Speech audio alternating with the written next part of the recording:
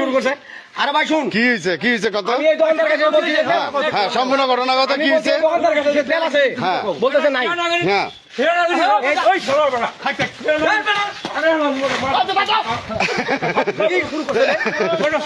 আরে হয়েছে থামো না আমার পরীক্ষার কথা।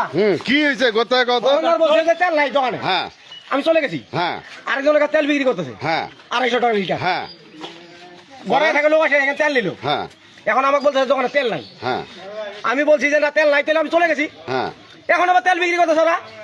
আরে এই 12 বেলা এসে আমার গাঁও গরম দেখায় বেটা, চেঙ্গি বাজারে দুর্নীতি শুরু করে দিছে। আমার এই করেন আপনি? ও মানে তেল তো দেয় নাই, না। আরেকজনকে দিছে। আরেকজনের বেচা আছে কত লিটার কত? 250 টাকা লিটার।